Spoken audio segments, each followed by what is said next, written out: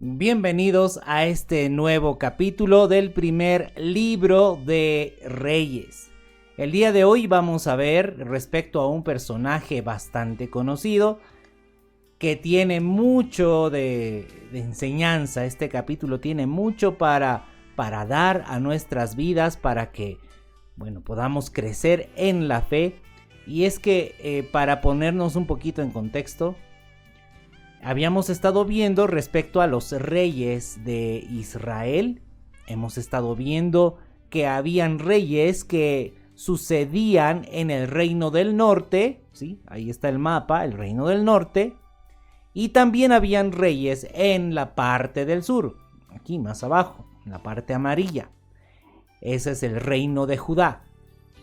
Pero ahora en este capítulo 17, lo que vamos a leer se va a desarrollar en la parte norte, ¿sí? En la parte norte de Israel. Y habíamos visto que en ese tiempo estaba reinando un hombre que se llamaba Acab. Este varón llamado Acab había tomado a una mujer pagana llamada Jezabel. Bueno, en ese tiempo las cosas no estaban nada bien en la tierra de Israel. Todos estaban en desobediencia. Todos estaban caminando perdidamente en idolatría y se habían apartado de la palabra de Dios.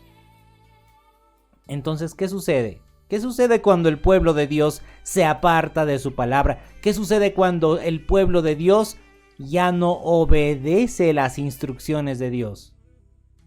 Pues Dios también les da la espalda. Y es que en ese tiempo había una terrible sequía.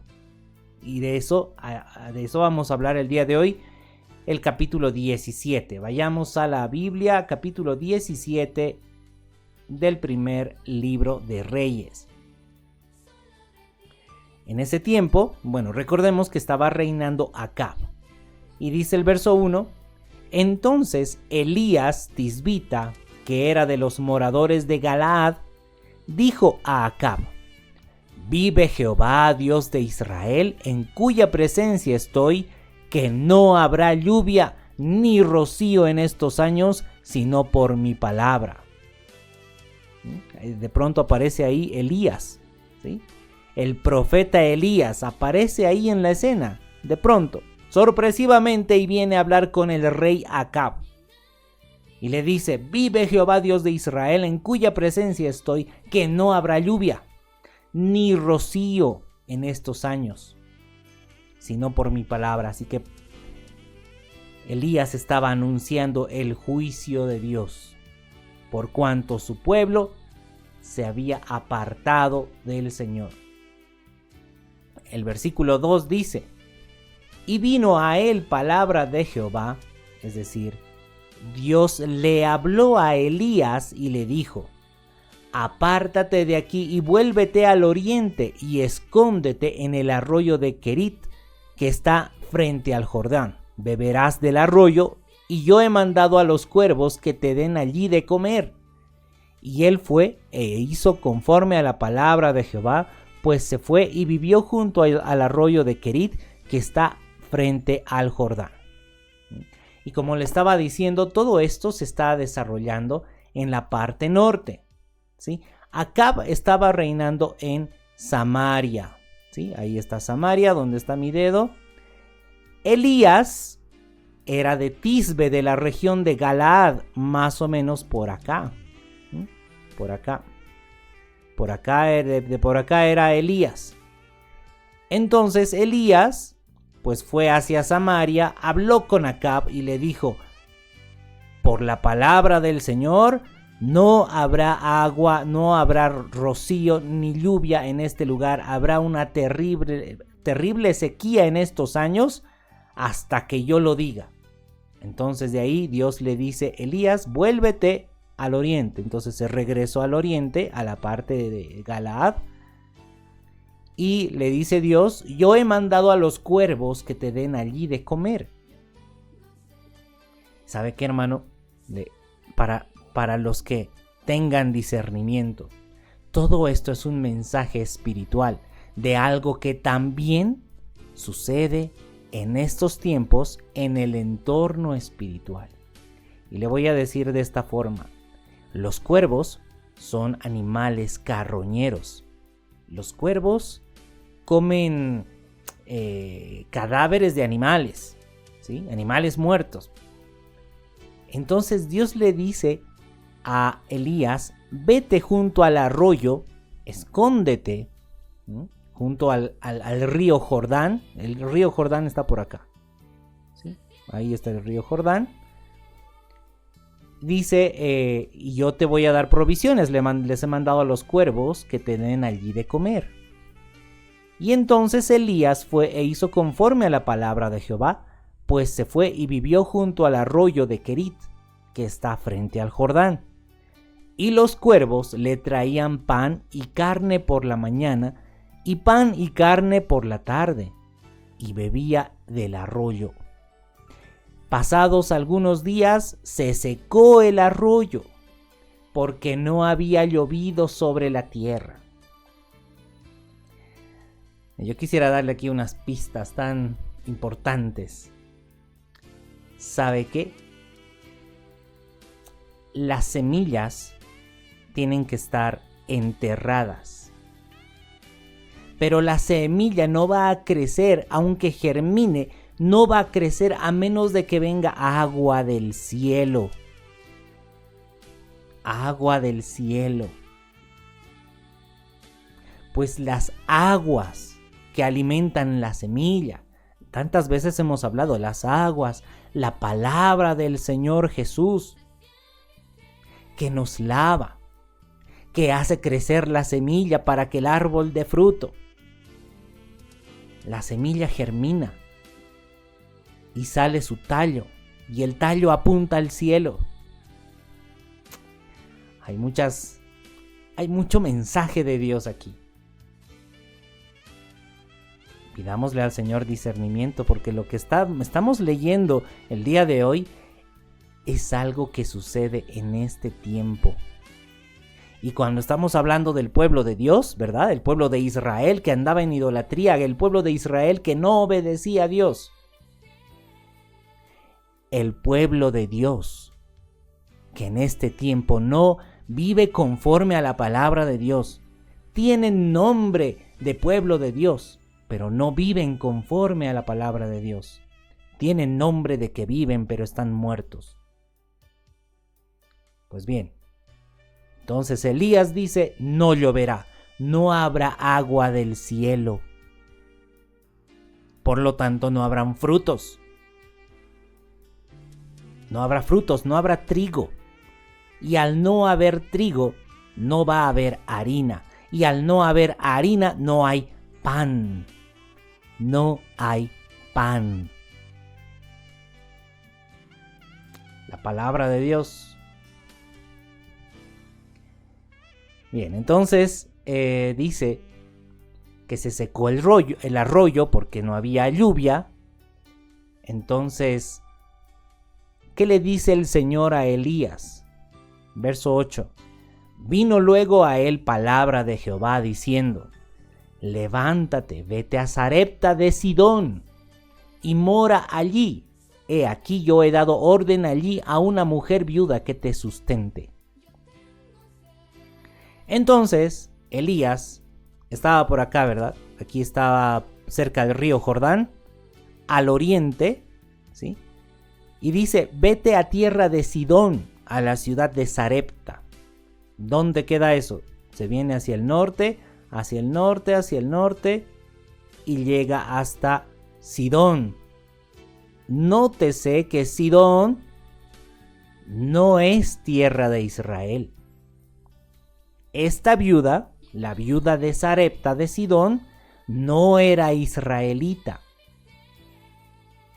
Y dice Dios: yo le he mandado a esta viuda que te sustente. Y que, por cierto, hermanos, había escasez de lluvia en toda la región, incluido Sidón, incluido toda esa región del norte, Tiro y Sidón. Entonces Elías obedece a Dios. Elías se va hacia el norte Eso dice el verso 10. Entonces Elías se levantó y se fue a Sarepta, y cuando llegó a la puerta de la ciudad, he aquí una mujer viuda. No tenía marido, se había muerto su marido. Y ella estaba recogiendo leña. Y él la llamó y le dijo: te ruego que me traigas un poco de agua en un vaso para que beba. Elías le pide un poco de agua a esta viuda. Y yendo ella para traérsela, él la volvió a llamar y le dijo: te ruego que me traigas también un bocado de pan en tu mano.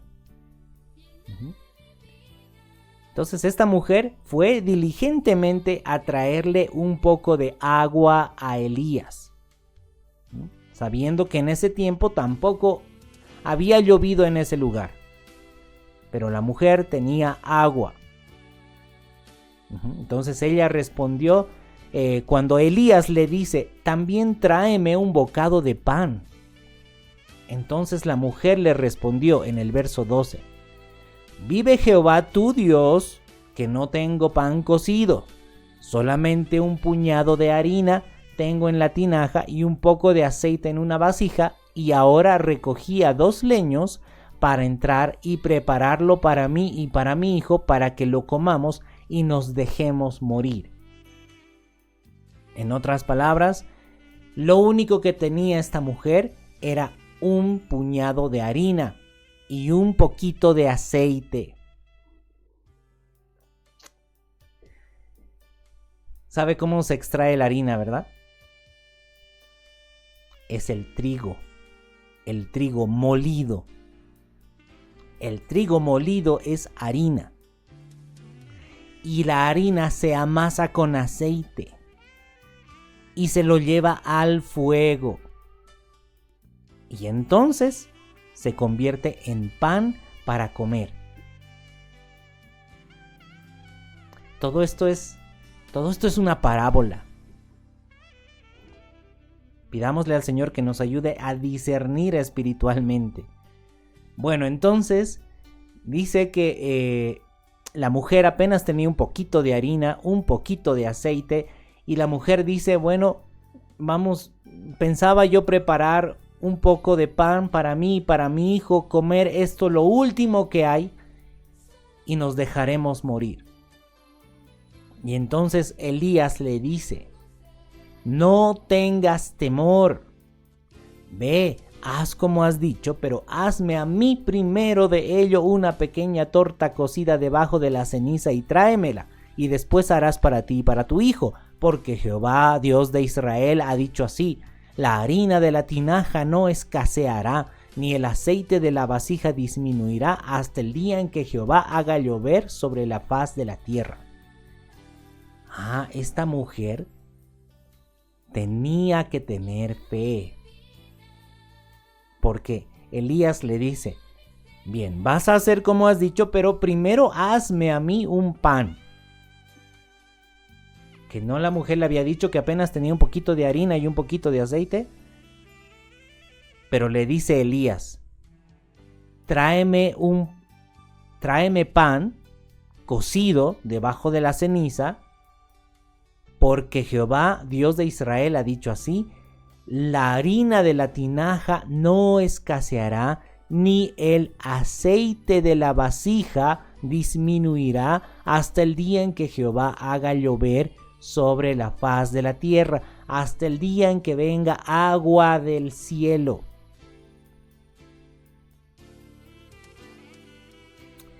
Entonces, ¿qué hizo la mujer? ¿Cuál fue la actitud de la mujer? Una mujer sin fe hubiera dicho: no, yo no creo que tu Dios pueda hacer tal cosa, así que no, Elías, no te voy a dar. Eso hubiera hecho una mujer sin fe.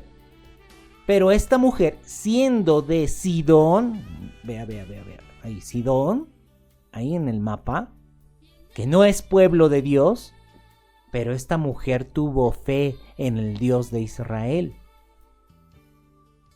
Entonces dice el verso 15, que ella fue e hizo como le dijo Elías, y comió él y ella y su casa muchos días, y la harina de la tinaja no escaseó, ni el aceite de la vasija menguó, conforme a la palabra que Jehová había dicho por Elías.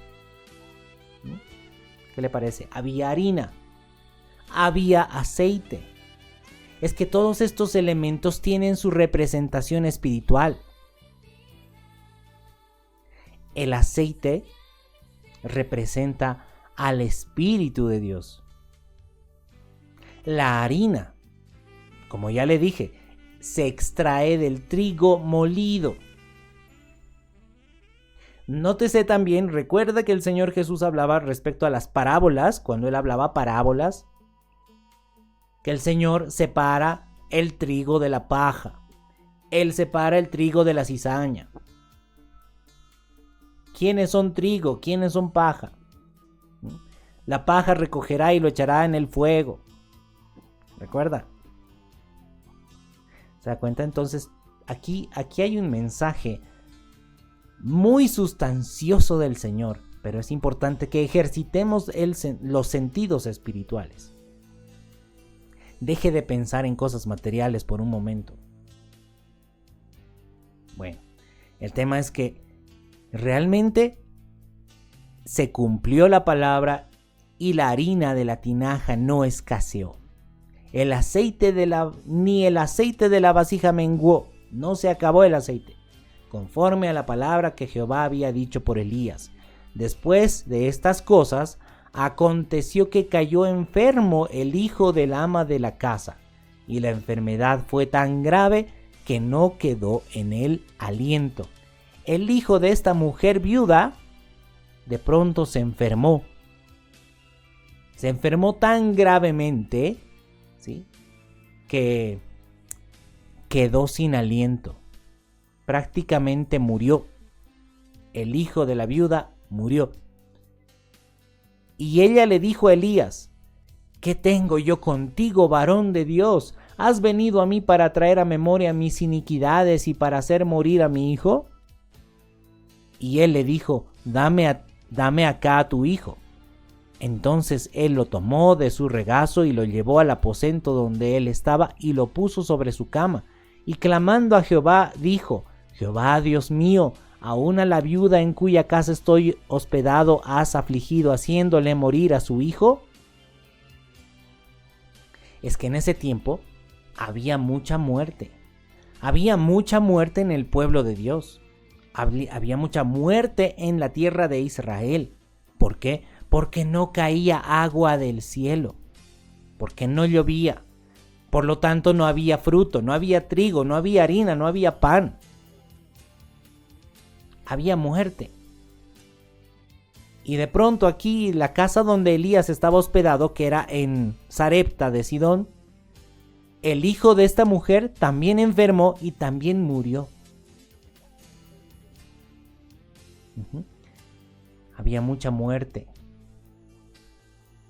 Entonces Elías clamó y dice en el verso 21 que Elías se tendió sobre el niño 3 veces y clamó a Jehová y dijo: Jehová, Dios mío, te ruego que hagas volver el alma de este niño a él. Señor, devuélvele la vida, dale vida. La verdadera vida. ¿Cuál es la verdadera vida? Recuerda que el Señor Jesús también nos enseñaba que hay mucha gente que está caminando por el pueblo, pero no conoce a Dios. Y esa gente, aunque está caminando, pero están muertos. No tienen vida. Solo tienen vida aquellos que conocen al Hijo. Y el Hijo, es decir, el Señor Jesús, puede dar a conocer al Padre a quien Él quiere. No cualquiera conoce al Padre. Al Padre de la vida. Pues bien, entonces dice que Jehová oyó la voz de Elías y el alma del niño volvió a él y revivió. tuvo vida.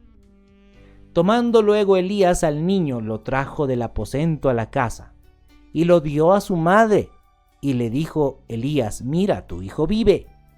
Entonces la mujer dijo a Elías: ahora conozco que tú eres varón de Dios, y que la palabra de Jehová es verdad en tu boca. ¿Por qué la mujer reconoció que Elías era varón de Dios? Porque la mujer fue testigo de la vida en su hijo. La verdadera vida. Esa es la vida que cada uno de nosotros tenemos que buscar, que tenemos que conocer.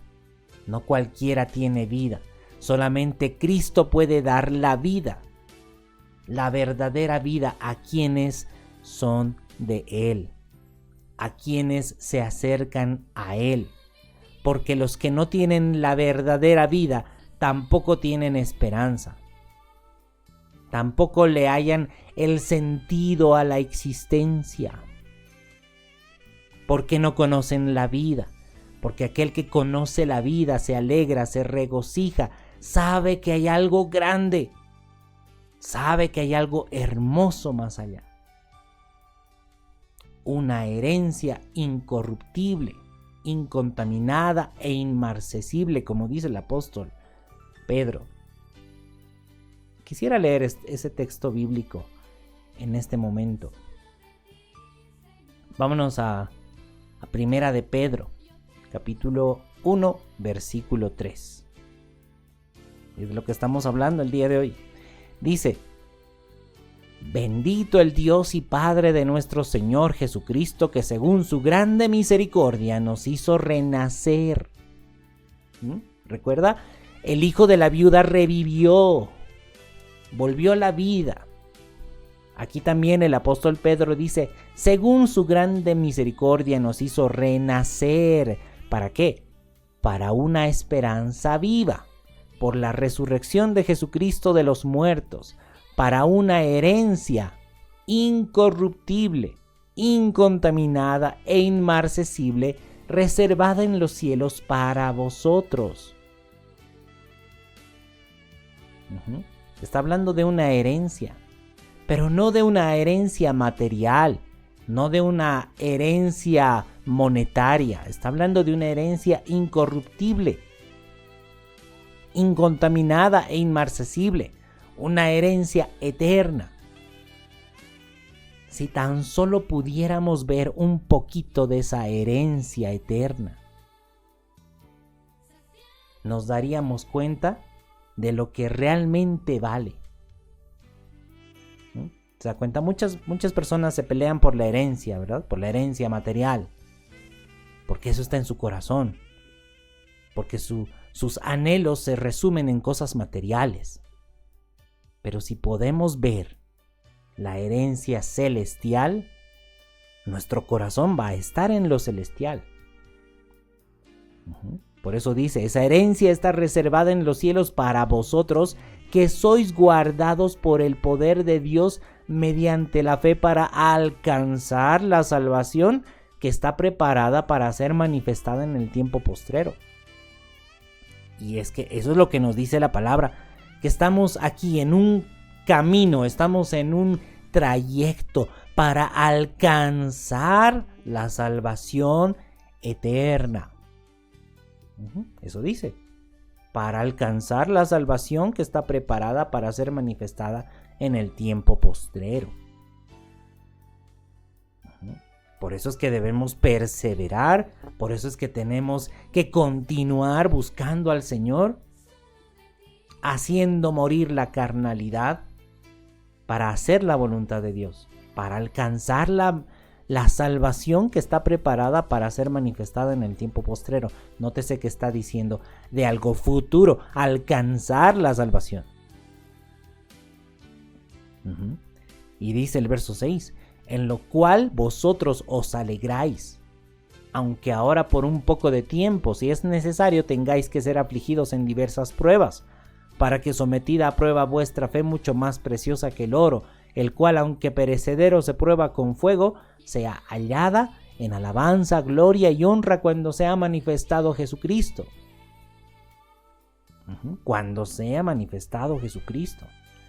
A quien amáis sin haberle visto, en quien creyendo, aunque ahora no lo veáis, os alegráis con gozo inefable y glorioso, obteniendo el fin de vuestra fe, que es la salvación de vuestras almas.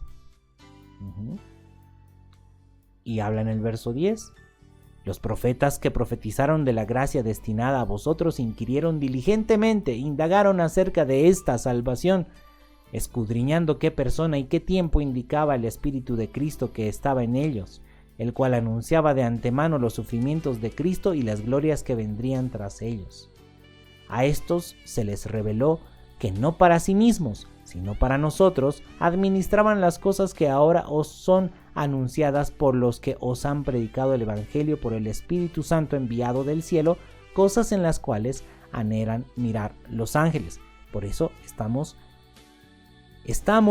buscando al Señor para transformar nuestra forma de pensar, nuestra forma de ver las cosas.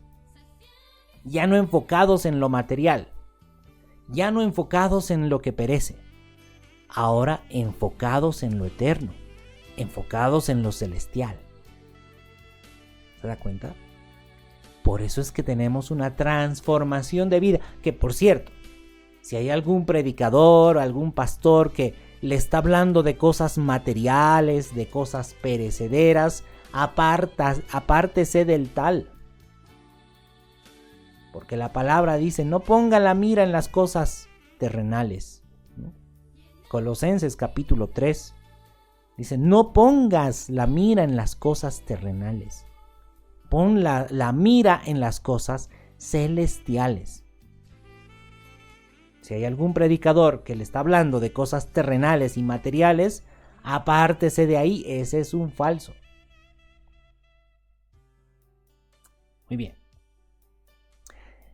Podemos extendernos más, pero pues hasta aquí terminamos el capítulo 17 del primer libro de Reyes.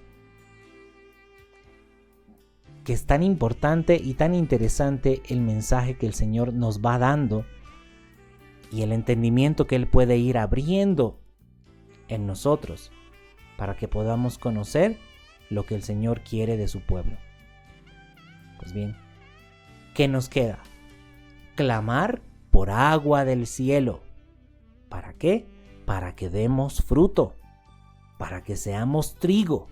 ¿Para qué? Para que seamos molidos como se muele la harina, para que seamos amasados, metidos al fuego y podamos compartir el pan de vida. Bien, muy bien. Hasta aquí entonces, bendiciones a todos, abrazos a cada uno de los que perseveran en la palabra de Dios. Y pues Dios mediante nos encontramos en el próximo capítulo. Bendiciones y la paz del Señor a cada uno.